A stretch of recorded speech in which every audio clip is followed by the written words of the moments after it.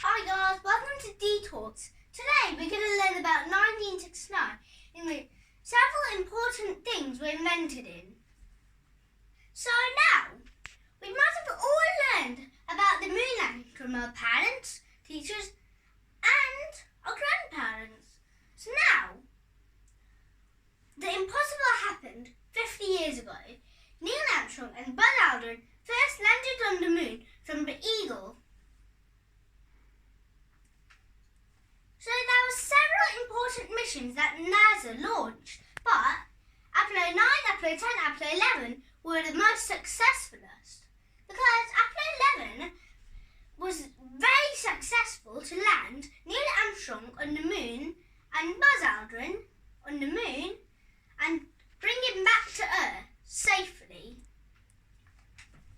Now, these are the very famous words Neil Armstrong said after setting foot on the moon: one small step for man, one giant leap for mankind. And this footstep you can still see on the moon if you're lucky to go there, because there's no solar wind to blow it away. Now, the Soyuz 4 and 5 mission were launched separately from Earth from two rockets, but they both docked together in space. And two astronauts from this capsule and this capsule, they both swapped capsule, and then the capsules both came off together and landed back to Earth. What can I say? The Concorde first took its first flight in 1969 in France. Look at her beautiful, sleek delta wings, and because of her beautifulness and her speed of twice the speed of sound, she is still considered as the queen of the sky. Now, what's this? It's from the British Airways, a Boeing 747 jumbo jet. Now, when you see this distinctive hump on any other plane, it's definitely a Boeing 747 jumbo jet. This plane can carry over 400 passengers, and this plane is used from all hundreds of airlines, and even the President of America uses one of these planes for his official visits to other countries. Now, the laser printer. This whole thing is a laser printer, and today laser printers are so small that I could even carry one. I'm very small. And do you know that in the same year as the moon landing, the first things for laser printer were invented by the Xerox Corporation in USA. The smoke detector warns me from any fires. So if I left the cake in the oven and I'm sitting down, watching the TV, drinking my drink, now my cake's on fire, what am I going to do? There's nobody here to warn me. So this is what would warn me by beeping.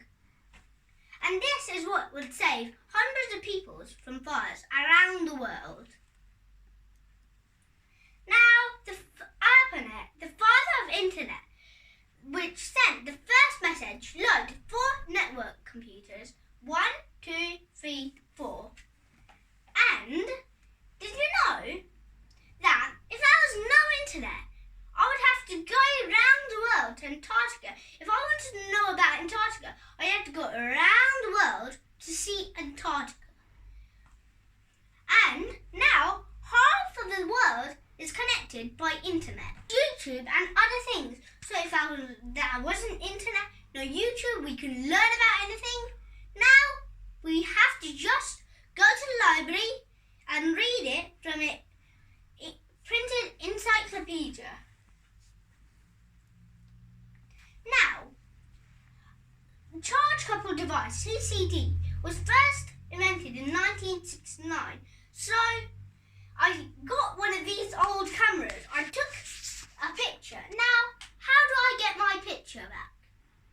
The way to get my picture back is open the back, get out one of these. What are those?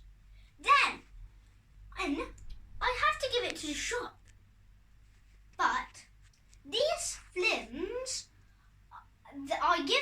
shop, and the shop gives me a picture after a long time, and this takes a lot of money, a lot of time, and a lot of patience.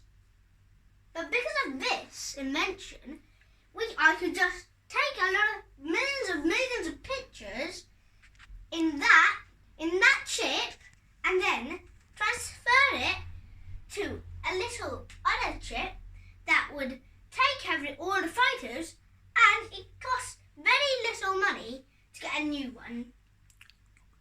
And this would even take thousands of photos, and you can even transfer all these pictures to a printer and get my photo in the house. And these two scientists who invented that were rewarded the Nobel Prize.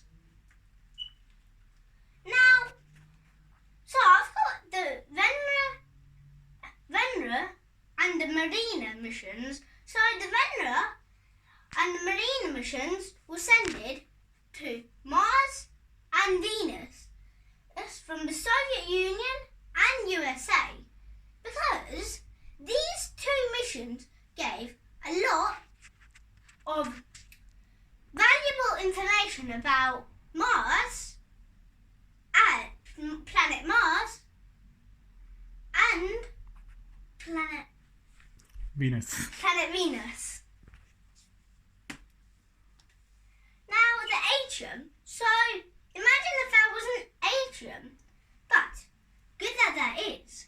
The first atrium was opened in 1969 in New York, but 2 years before, the world's first atrium was opened in London. We're really lucky. Now, thanks for watching DTalk. See you next time in my other science videos.